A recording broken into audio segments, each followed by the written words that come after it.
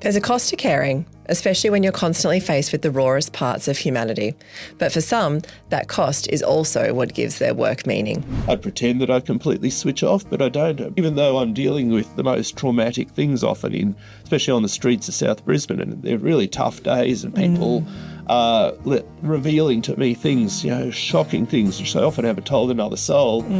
I leave that place energised because you know that your little interventions, you haven't fixed problems, but you've made a difference. This is a conversation about burnout, boundaries, and the quiet power of showing up over and over again, even when no one else does. If you want to continue to hear about real people making an impact, then hit follow or subscribe. It's the best way to support the show and make sure that you never miss an episode. We care for the Landmann City. We care. Today we're super excited to have Dr Juergen Landmann with us. He's a local GP who is proof that choosing a career in general practice can really open up some wonderful opportunities. Juergen currently holds several roles. He's a community GP, a doctor for the homeless, and also works in a correctional facility. And in COVID, he even set up a home clinic to give jabs to frontline healthcare workers. Fun fact, or maybe an interesting fact, is that Juergen has treated both Kate and my families at various times over the last few years. We've got loads to talk about, but none of that is going to be our medical history. We're just going to keep it. We're going to talk about you. So Yes. Welcome today, Juergen, to It Takes Hub. Oh, thanks very much, guys. For joining us. Welcome. Thanks. So this is a big role flip for us because usually Yeah. we would be sitting in a clinic with a whole bunch of kids Looking on our very lap. different, to be Yeah. fair. Not looking like this. I'm the parent that keeps all of the healthcare things for the weekend and then go and Yes. find an appointment. So Yes. by then it's a bit too far gone usually. But anyway, I've always said that whenever we go and see you, you're always talking about all of the different roles that you hold. And you always kind of drop in a bit about working at Emmanuel City Mission or at the prisons or out at the university. But we've never actually been able to talk about all of these opportunities. So, and today came with Kate and I talking about the CEO Sleep Out that I'll be doing this year. So before we get into all of that, tell us about you. Like, where did you grow up and did you always want to be a GP? Yeah, look, I suppose the concept of being a doctor and being a GP was always there, but I never really thought too much about it. I grew up in Warwick, which is a rural area. Yeah, no, my dad was a school teacher, so we went out to Warwick and I did my primary schooling there before moving back. So always had a bit of an interest in the rural settings.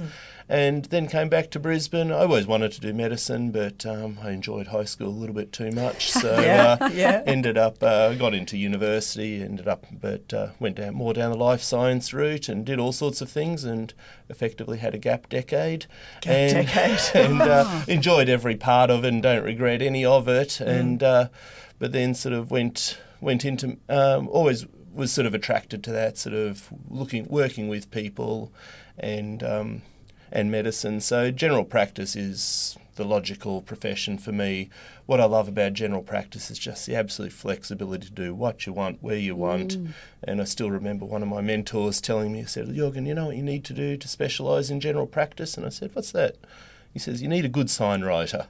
And he says, call yourself whatever you like, do whatever you want. And, what other profession does that? And, it's just, so that's where I grew up. And as your general practice, so once you'd qualified, did you just stay initially in clinics?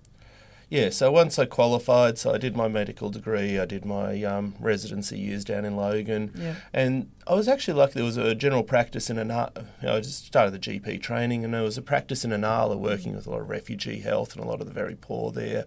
And I learned so much in that year and just passionate doctors and just the value of a good mentor. So I did that, then I went and worked over in, I finished my residency years down in Rochdale and my registrar years as a GP registrar. And then I started working in Carindale, That must be where I met you. Yeah. And look, and whilst it's whilst I've always had a passion for doing something, and sort of helping other people, the vulnerable communities, ultimately mortgages come along as well. So, so I was working busy in private billing land. Do I insult you guys by saying looking after the white, wealthy, and worried? You kind of have, so just go. Just own it. Yeah. But yeah, so look, I was doing that, and along came COVID, which was, we didn't know what to expect. It was busy, and we thought thought we were going to sort of close down, but medicine ended up being busier than ever. Yeah. And so I was working 14-hour days, starting at 5 in the morning, doing a couple of hours of vaccines before consulting at 8. And I just burnt out, and I just thought, no, this is... And I remember ringing my boss, and he was really good, and I just said, look, mate, I just can't do this. And he says, look, you know, you enjoy your weekends, and I've always enjoyed working my weekends, you know, and he says, why don't you just do your weekends? You can have whatever you want, and just take a break, think what you want to do. So I was really lucky to have a boss which sort of supported. Exactly. Yeah. And so, so that's when I sort of was taking a break, and then because I had done a vaccine clinic, which... Let's ask about first before we get onto that. The clinic in your house, in your backyard, that sounds really bad, a backyard clinic. Yeah. How did that come about? Is that easy to do? Can you just do that? Can you do it? Did it? Yeah. So look, I suppose what I've always been interested in is everyone always tells you why you can't do something. Yes. And so sometimes they do. It's familiar, right? Yeah. Go on. So I always throw it back to them and say, well, why can't I do it? Why can't we just do this? And so what happened, it was the beginning of COVID, you know, and everyone was scared. Nobody knew what was going to happen. A lot of doctors were there working long hours, and, you know, and then they wanted to protect their own children. So, and they were sort of saying, how do we get the flu vaccines out? Because, you know, even though it was COVID, you think, well, you know, if you've got COVID and flu, what's that going to do? And if you think back to 2020, like, people were actually staying away from their families, weren't they? If you're in the medical profession, I remember hearing stories of, you know, doctors who didn't go home and stayed somewhere else just to protect their own family. Yeah. I know, in hindsight, I think, what were we thinking? Yeah, like, it feels hard to remember that now, doesn't it? You don't know what's going to happen. So what I thought was, I've been doing flu vaccine clinics in schools for ages, so I thought, I'll just buy a whole heap of vaccines in and just do it from the backyard. So I put it out on this group. It's actually Brisbane Medical Mums. I'm the token father there. And I know there's about 1,000 doctor parents there. And so I just sort of said, look, you know, I'm just doing this in my backyard. If you want to come and get one, I'll just do that, just bulk bill a consult, pay for the vaccine out of that. And there was a donation box we were collecting for a charity over in the Philippines, you know, which, so basically they all came, and it was a huge success. Didn't think it would be successful. I think we did around about, over 3 days, I did about 1,000 vaccines. Yeah, wow. And so I was just in the backyard, and you just worked did nicely. That for 3 days. Yeah, it was 3 different days. And I still do those vaccine clinics. Like, it's always my, you know, the medical mums. It's usually Anzac Day afternoon, and you know, it's a social thing now. You know, it's you know, they can go anywhere, but it's also good for the kids. They sometimes go. They're not sort of you know, it's not sitting in line in a doctor's surgery or a pharmacy to get it. Feeling nervous and all of those things that come with it. So they just go. There's usually, you know, get a vaccine, go have a lollipop, chat with all the friends, you know. So it's a model which started and it just worked. So that's what we continued. So so now let's talk about Emmanuel City Mission, because this year I'm doing the CEO sleep out, and I know it's a token in some ways. You know, we're sleeping out for one night, but you know, we talk a lot here about how we can create great healthcare outcomes, you know, for these communities we're supporting at Cornerstone, but how can you even prioritise health when you're homeless? And we talked a lot about, well, could we have someone that we could speak to today about what actually is the impact of, I guess, the healthcare options available for someone who's homeless. What's the work that you do at Emmanuel City Mission? What do they do? Yeah. So Emmanuel City Mission is Brisbane's biggest homeless drop-in centre. Basically, it started out with another guy, just a guy who said, oh, look, you know, they're a church. I'm not part of their church, but they just sort of said, look, you know, rather than us being, you know, here on a Sunday and closed up for the rest of the time and there's people on the streets, why don't we just open our doors and welcome them in? And it started a number of years ago with a barbecue, and they just used to do a few sausages, and then it just grew and grew, and you know, it works outside of any government funding because they like, well, you know, not that they would say no to money, but they're conscious that they can do what they want and support their people without any strings attached. So they basically, it's an open living room. You know, people walk in there. They open from, I think, 7 till 3. You walk in, you can have a coffee, proper barista coffee. There's a wonderful roastery in Maruka which donates the beans. Yeah. And they have a coffee. There's a hot lunch served at 12 o'clock. But more to the point, it's just somewhere they can get off the streets. It's sanctuary for them. They maintain a very high level of behaviour.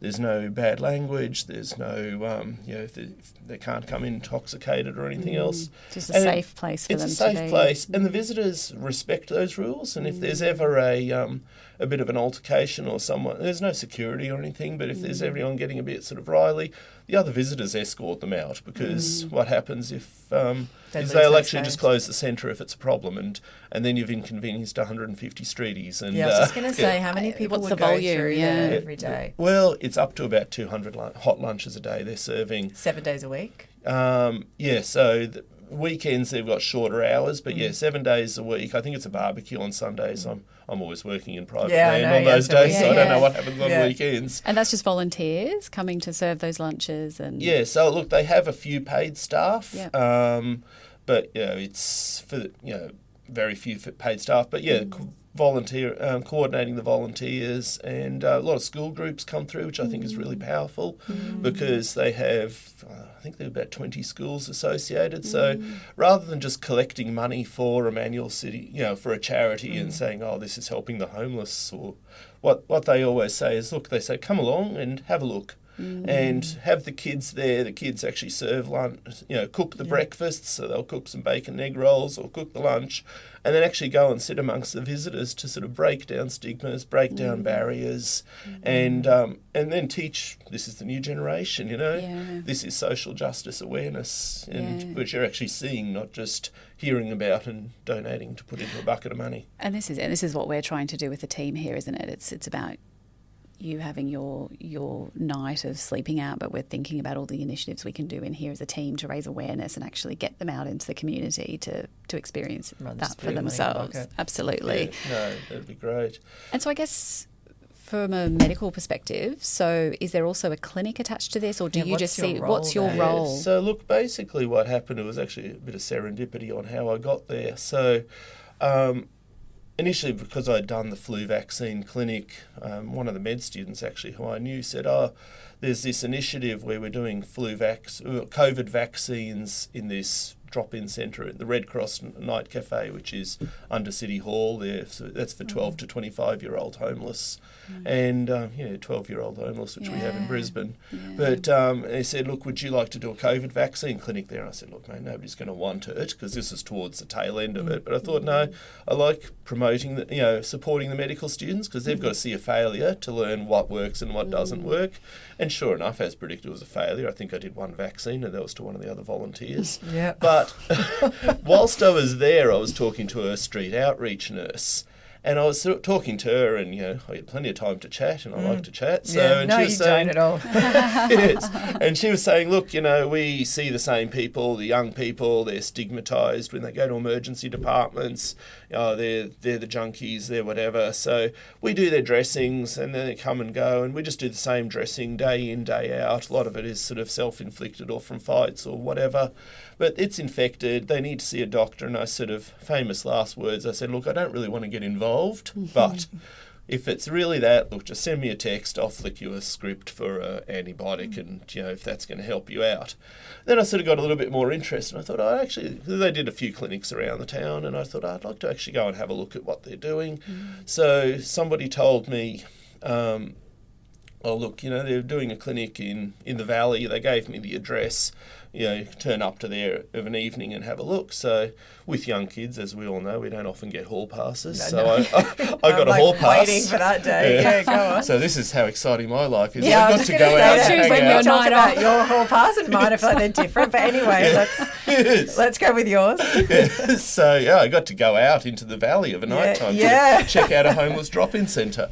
So anyway, it was a Wednesday night, and I thought, well, I knew my son's school was associated with this place called Emmanuel City Mission. So I said, I'll go and pop in there and have a look what's happening. So, because I'm not going to go home, I'm allowed out. Yeah, you've got the whole pass. Exactly. Somebody else is good on you putting for the not kids going to into sleep. the valley. Yeah. Very good, yeah. Exactly. So I found them there in South Brisbane and had a look around, and I talked to the boss there, the guy running it, and I said, look, would there be use for having a doctor come in here? So, and they said, oh, look, you can have we could try it. You could set up a clinic here if you wanted. We'll give you a 4-week trial and see how you go. So I started doing, just setting up. I literally set up at a fold-out table at the back of the hall, operate out of a backpack, have a laptop, and just do general practice service as well.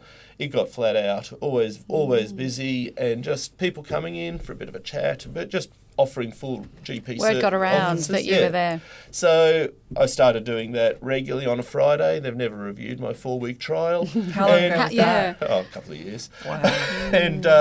And then they actually, ironically, the homeless drop-in centre became homeless because their lease wasn't renewed. But they luckily moved up to this wonderful new facility, which was the old men's hostel, which is in South Brisbane, which had been sitting vacant for a couple of years. So they took it over. Beautiful facilities. I've actually got a doctor's room there now because they used to run a detox out of there, actually with Dr Sturman, who I still work with, she's down in New Farm now. And so there's a doctor's room, there's a treatment room. They actually had a four-bed procedure room there from the detox, but we're not using that. But even though I've got my doctor's room and it's set up there so I can do procedures, which I used to do procedures in the last place, but doing them on a church pew was a bit interesting. Cutting out skin lesions. You've really got a visual, right? Yeah. But it's, again, you always ask the question. They say, oh, can you do that? I say, well, why not? Yeah. Sure, it's not the most private or whatever, but, it's not like these guys haven't seen a knife or blood before. No, true.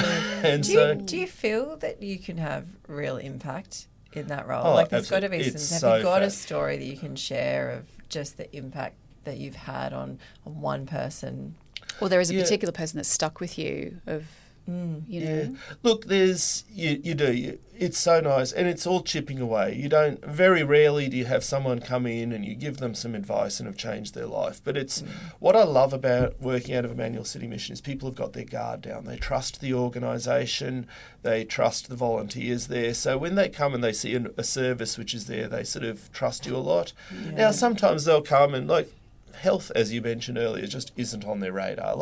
Probably 20% of the guys there have got hepatitis C, and it's just the contrast to, they've got hep C, they know it.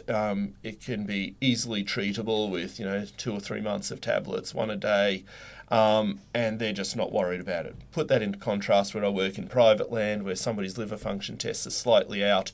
I need to see the best hepatologist in Brisbane. Who are they? Completely. And so basically, you see the guy, they're really pre-contemplative. They just, look, whatever, I don't care. And sometimes they'll even think that that they're baiting me as if I'm really worried the fact that they're not being treated. But then you just get a rapport and you see them over their cut or a Centrelink certificate.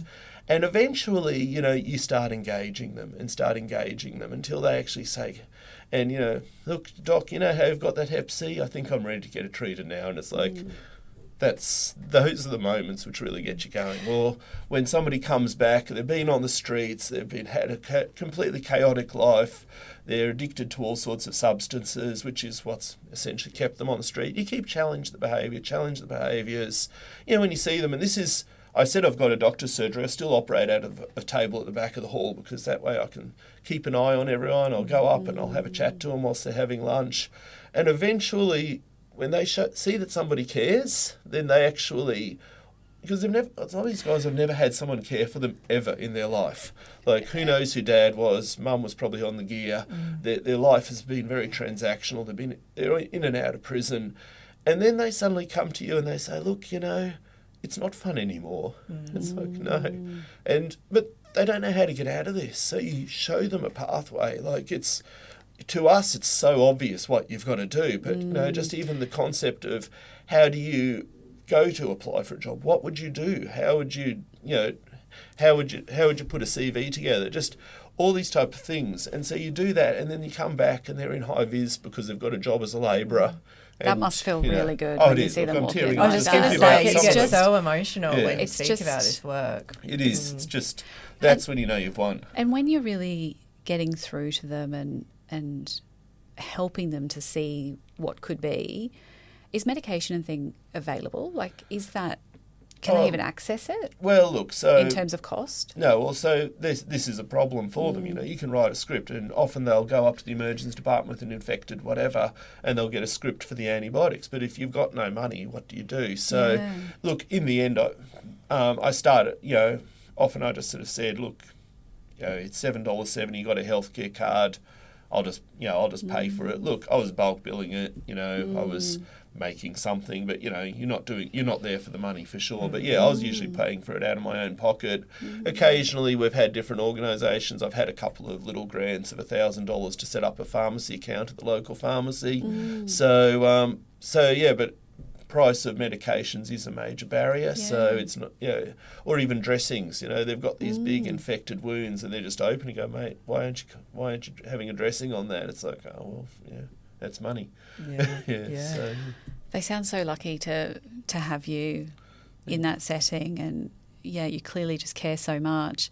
You talked there about people going sort of in and out of prison perhaps, and you also work in one of the correctional facilities.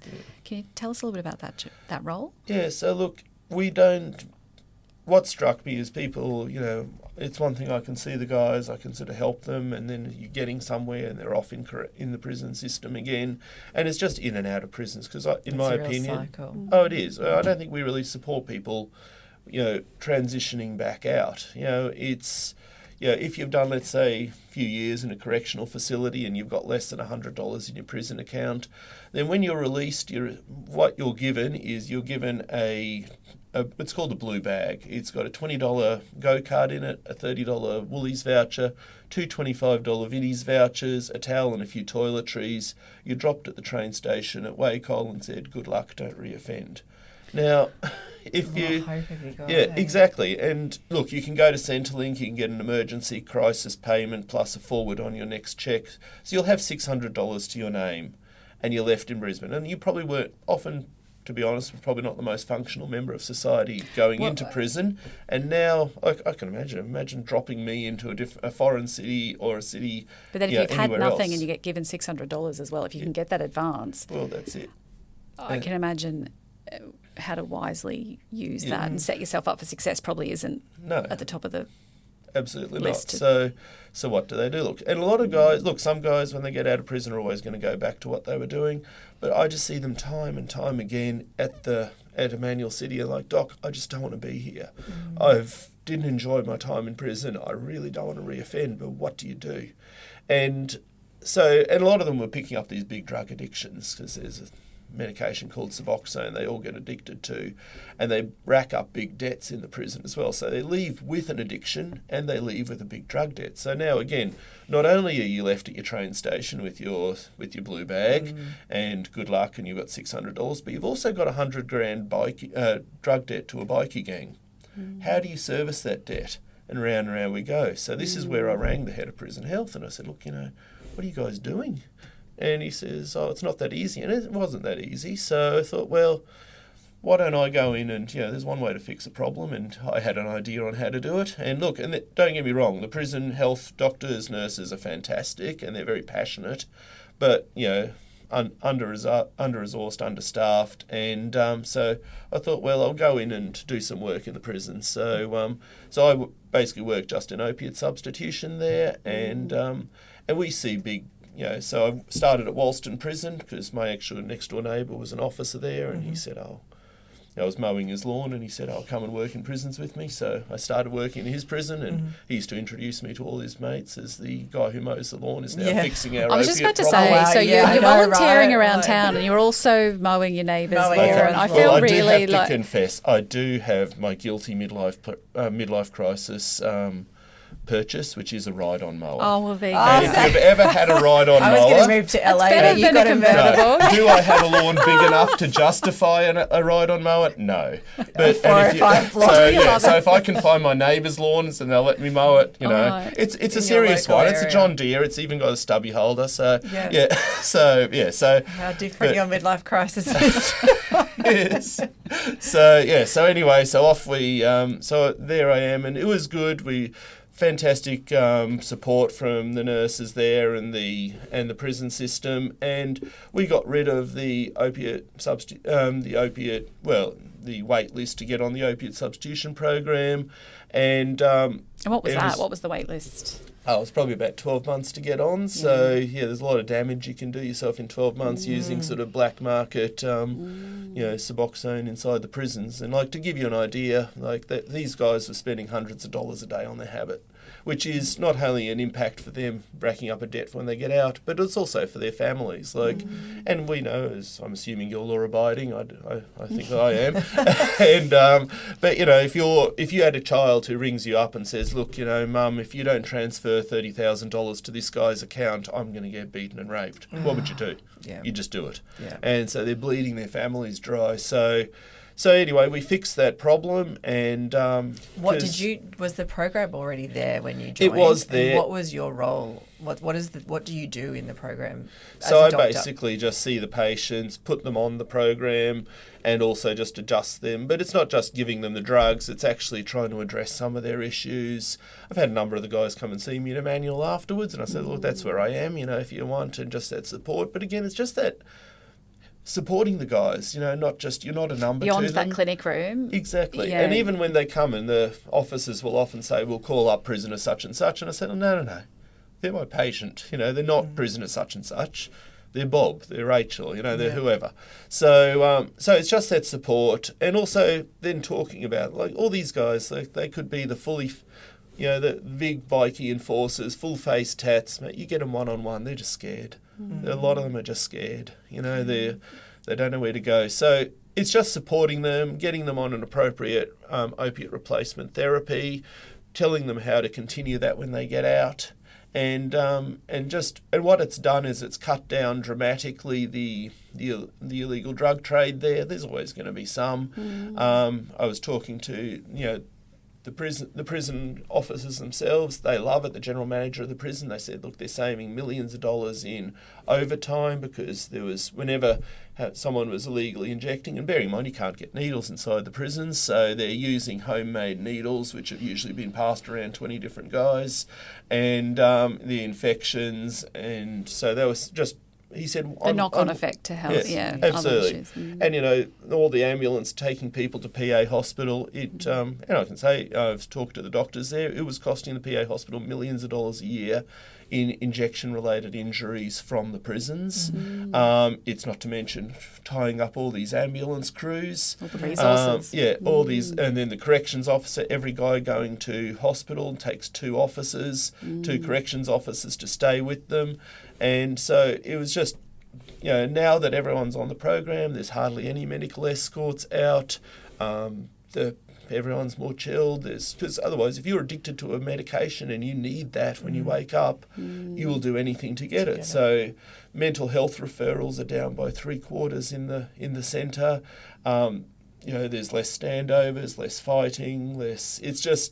It's just been shown how one medical intervention, and it's not rocket science, I didn't do anything special there, but just being able to provide that service can have so many knock-on effects. And so that's what I love about medicine. I'm a GP, I'm not an addiction. I'm not an addiction specialist. I'm not one person. There is a team behind me. There is a team of nurses, very passionate nurses, and it's everyone through to the administration staff.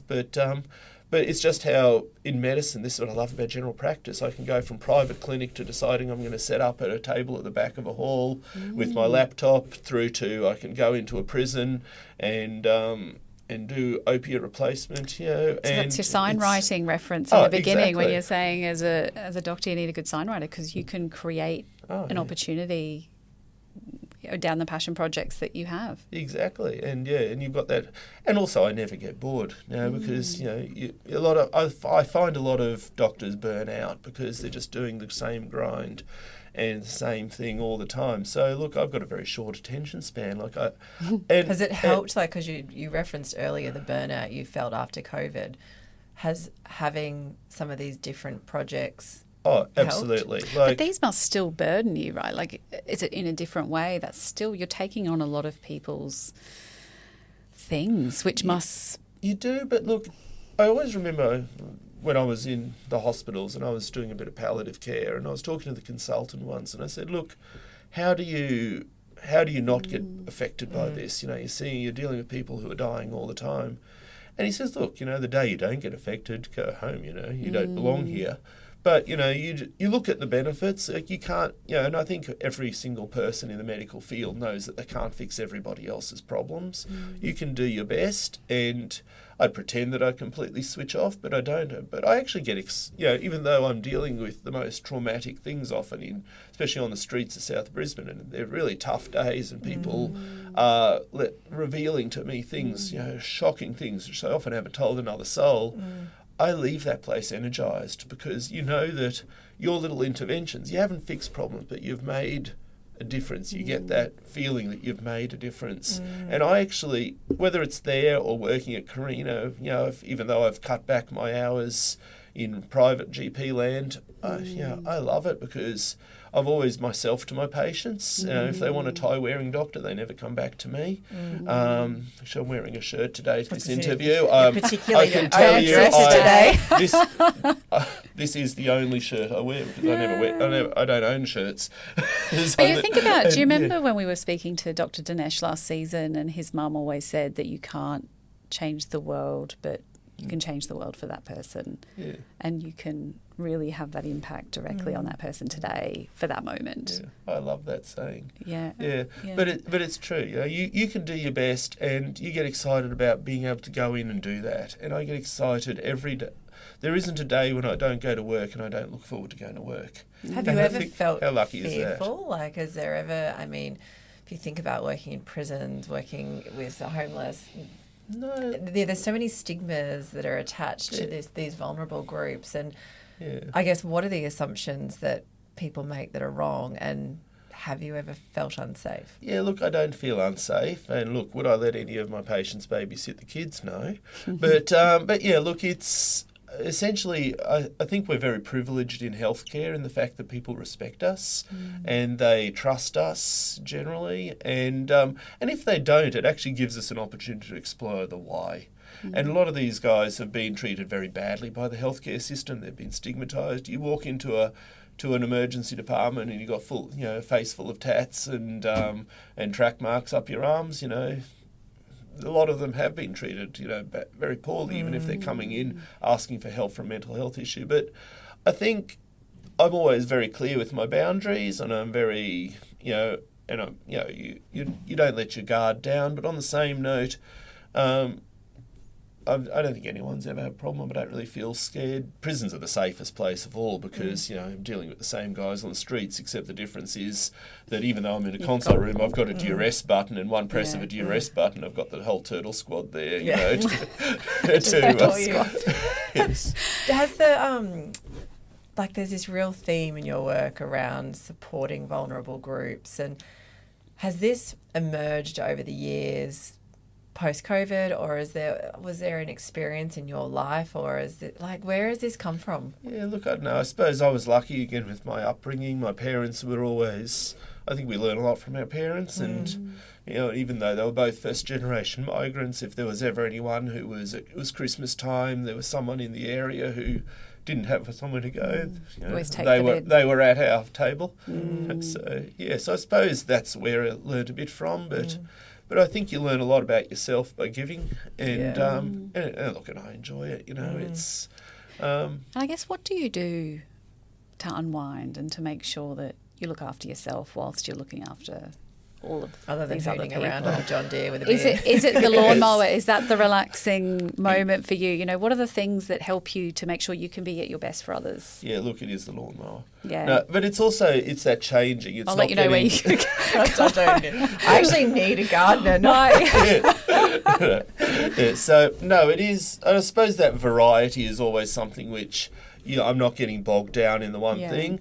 Also, the beauty of general practice is set your hours. So I actually do my wife does 3 of the drop-offs. I do pretty much. Actually, I do all the pickups from school. So I finish at 2:30. That's it. We're just so privileged in this career that you can just determine your hours and find it. You can't do that in every role, but you just don't take those roles. And so I get to spend time with the kids. And they're your boundaries, right? This is what's important to you. It is. Yeah. I get to pick the kids up, spend time with the kids.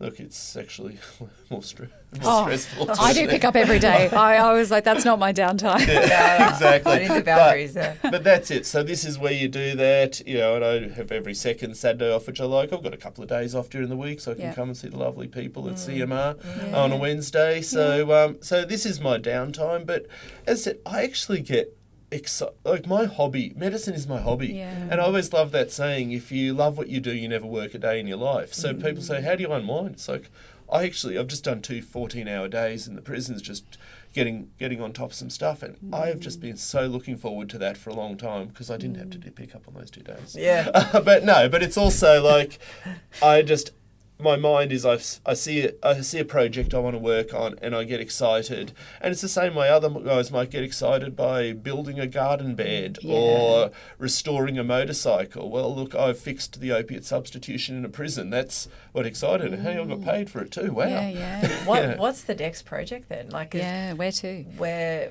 you've kind of come to this, or each of these projects that you've found, are there other things that are in the back of your mind or other interests? Yeah. I'm interested in the prison release space.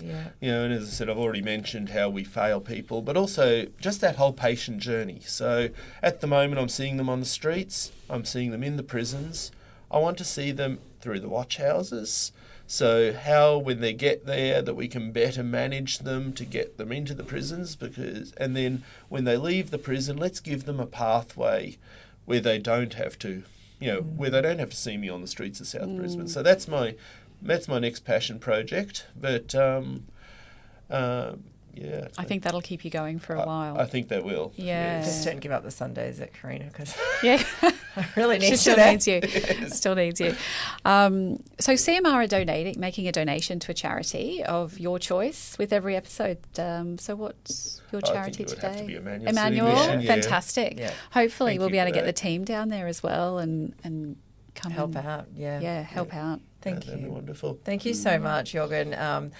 Just you get so emotional, like talking about, like you can see, like you're just so invested in all of the areas that you work in, and how lucky are all these people to have someone like you that they can see, and just how much you put into all of your work is just so inspiring. So thank you for finding the time to sit with us today, and it's been so nice to actually talk to you without a whole bunch of kids. Yes. No, and look, and thank you for the opportunity. I said I'm obviously passionate, and I love that other people can sort of share some of that passion and maybe get themselves thinking. It might not be in homelessness, they might be interested in refugee health, whatever, but just always asking that question on, rather than saying, well, that's not the way things are done. When anyone ever puts that to you, just ask them, well, why not? Yeah. So, Love it. Spot on. Why not? Yes. Thank you. Thank you so No much. worries. We care for the land and sea. We acknowledge the traditional custodians of the land of which we meet, who for centuries have shared ancient methods of healing and cared for their communities. We pay our respects to elders past and present.